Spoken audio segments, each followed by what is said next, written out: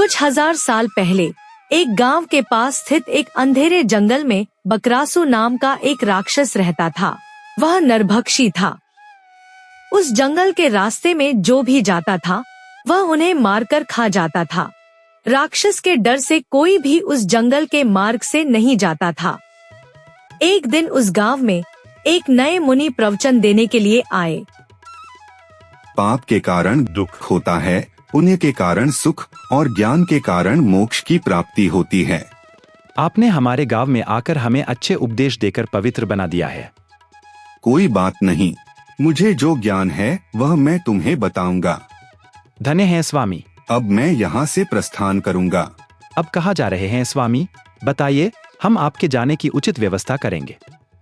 मैं महान तपस्या करने के लिए और अधिक पुण्य अर्जित करने के लिए पास के उस जंगल में जा रहा हूँ। क्या? उस अंधेरे जंगल में? हाँ, तुम क्यों इतने डर रहे हो? स्वामी, उस जंगल में एक नरभक्षी राक्षस है। जो भी उस जंगल में जाता है वह उसे मारकर खा जाता है। स्वामी, उस जंगल में जाना बहुत खतरनाक है और वहाँ तपस्या करना आपके जीवन के लिए खतरा हो सकता है। क्या राक्षस? वह मेरा क्या बिगाड़ सकता है? मैं महान तपस्वी हूँ। मैं उस राक्षस को एक हाथ से भस्म कर सकता हूँ। आपकी मर्जी स्वामी। हमने अपनी जिम्मेदारी निभाई और आपको चेतावनी दे दी। ठीक है, आप सब बहुत डरपोक हैं। अब मुझे उस जंगल का रास्ता दिखाओ। स्वामी, क्षमा करें, हम आपके साथ नहीं जा सकते। छी, जो दूसरों की सहायता नहीं कर सकते वे पुण्य कैसे अर्जित करेंगे? तुम्हें प्रवचन देने का कोई फायदा नहीं। सबके स्वार्थी हैं।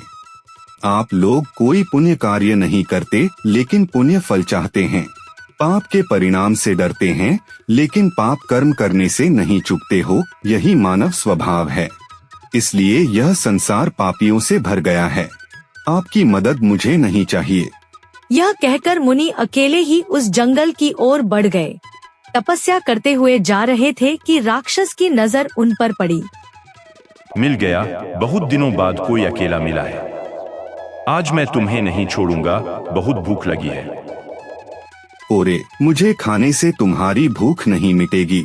मेरी तपस्या शक्ति से मैं तुम्हें मार सकता हूँ, लेकिन इससे मुझे फिर से 100 साल तपस्या करनी पड़ेगी। पिछले जन्म में तुमने बहुत पाप किए थे, इसलिए यह राक्षस जन्म पाया है।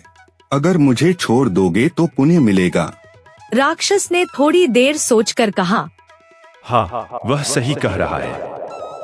इस राक्षस जीवन से मुझे कुछ हासिल नहीं हो रहा। लोग मुझसे डरकर भागते हैं। इस राक्षस जन्म से मुक्ति पाने के लिए क्या करना होगा, बताइए।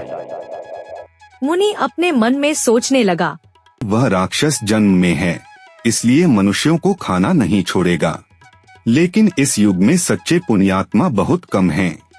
इसलिए अगर वह केवल पुण्यात्माओं को ही खाए तो उसे नरभक्षण छोड़ना ही पड़ेगा। ऐसा सोचकर मुनि ने राक्षस से कहा, तुम मनुष्यों को खाने में कोई भेदभाव नहीं करते। मनुष्यों में पुण्यात्मा और पापात्मा दोनों होते हैं। जैसे खराब भोजन से शरीर को नुकसान होता है, वैसे ही पापात्माओं को खाने से तुम्हें नुकसान होगा।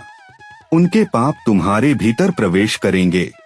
इसलिए तुम केवल पुण्यात्माओं को ही खाओ ताकि पुण्य तुम्हारे भीतर प्रवेश कर सके।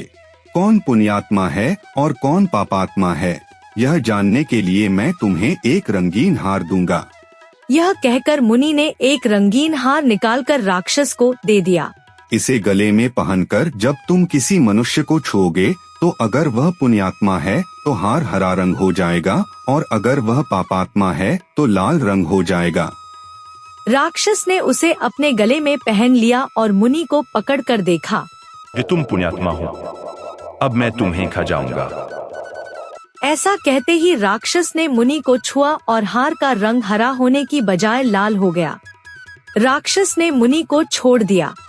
मैंने राक्षस को सलाह दी और मेरा सारा पुण्य समाप्त हो गया। पाप ने मुझे घेर लिया है। लगता है मुझसे गलती हो गई। ऐसा सोचते हुए मुनि अपने आश्रम लौट आया। क्यों मेरा मन कहीं भी नहीं लग रहा है? मैंने वर्षों से जो तपस्या की थी वह सब व्यर्थ हो गई। यह सोचकर मुनि ने अपने गुरु के पास जाने का निर्णय लिया। जो दूसरे जंगल में तपस्या कर रहे थे। तुम्हारे संदेह को केवल एक ही व्यक्ति दूर कर सकता है, उसका नाम गिरीश है। वह फिलहाल में विष्णुपुर में रहता है, उसके पास जाओ। क्या मुझे एक साधारण व्यक्ति के पास जाना होगा? जो बात मुझे समझ में नहीं आई, वह उसे कैसे समझ में आएगी? मुनि विष्णुपुर गया और गिरीश को देखा। गिरीश बहुत ही साधारण जीवन जी रहा था। क्या ऐसा व्यक्ति मुझे सलाह दे सकता है? मुझे विश्वास नहीं हो रहा है। फिर भी अपने गुरु के निर्देश का पालन करते हुए मुनि ने राक्षस के साथ हुई पूरी घटना गिरीश को बता दी। गिरीश ने सब सुनकर, आपने तपस्या करके पुण्य तो कमाया होगा, लेकिन बुद्धि नहीं। आपने देखा कि वो राक्षस कितना दुष्ट था, उसने आपको ही खाने की कोशिश की। जब संसार में केवल कुछ ही पुण्यात्मा है, तो अगर वो उन सभी को खा जाएगा तो संसार पापियों से भर जाएगा। संसार को बचाने के लिए कुछ ही पुण्यात्मा पर्याप्त हैं। एक सूर्य ही पूरे संसार को जीवन देता है ना? तो मुझसे बहुत बड़ी गलती हो गई। इसके लिए आपको चिंता करने की आवश्यकता नहीं है। राक्षस के पास जाकर उसे बताएं कि आपसे गलती हो गई है। क्या वह मेरी बात मानेगा? उसे यहाँ ना कहो कि आपकी सलाह गलत थी, बस रंग के बारे में गलती बताएं। आत्मरक्षा के लिए झूठ बोलने की बात कहें। मुनि फिर से राक्षस के पास गया, यह जानते हुए कि उसके प्राण संकट में पड़ सकते हैं। कोई मेरी भूख मिटा देगा?